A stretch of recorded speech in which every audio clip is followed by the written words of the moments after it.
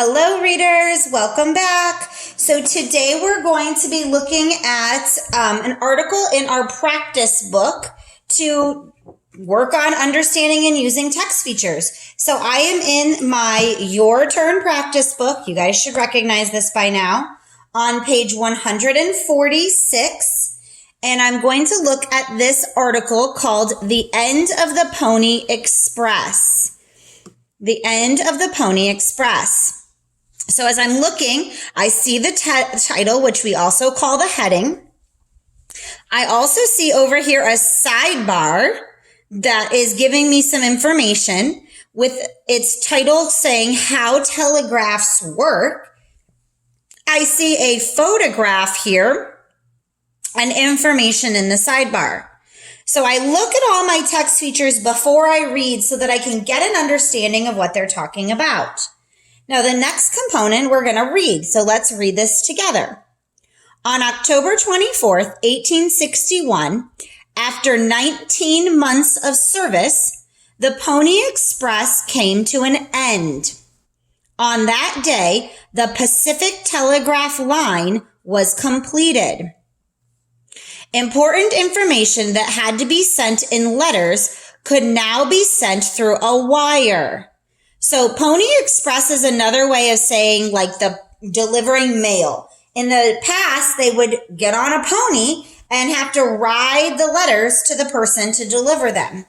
So what they're changing is they're using a telegraph, which means sending letters through a wire. News from one side of the continent, North America, could reach the other in seconds. Men no longer needed to ride horses over the dangerous 2,000-mile trail to deliver letters. But Americans would never forget the service these men provided for the country.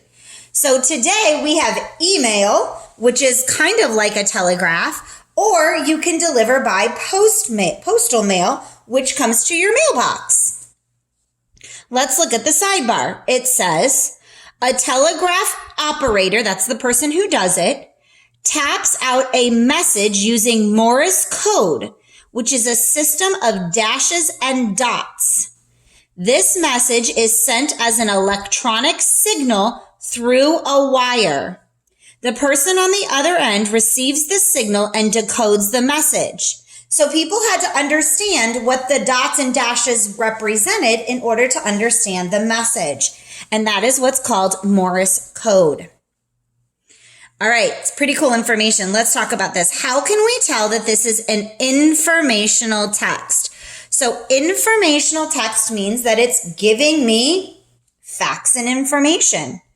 I know it's informational because it lists facts from our history. So we would put this article, that's what we call a nonfiction text. This article tells facts about telegraphs.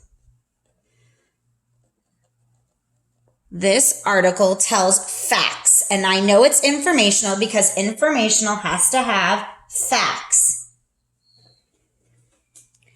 What text features are included? Well, we have a heading, which was a title.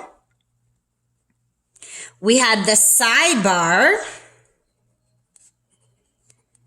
We have a subheading, which tells me what the sidebar is about. And we have a photograph, which was taken with a camera and is a real picture. How does the sidebar help you understand the text? So how did this information here help me understand what was here? This breaks down what a telegraph does. Over here, it just says sent through a wire. Over here, it breaks it down and tells me more about those details. So we would put the sidebar tells or explains. Explains is a better word, but I'll take tells. The sidebar tells or explains how a telegraph works using, remember, Morse code. The sidebar tells or explains how a telegraph works using Morse code.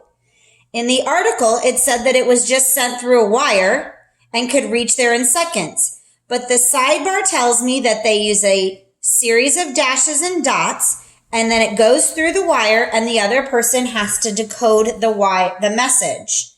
So the sidebar gave more information to the article to help you as the reader understand. All right, so we are going to continue this week finishing up with text features and using them to help us understand a text.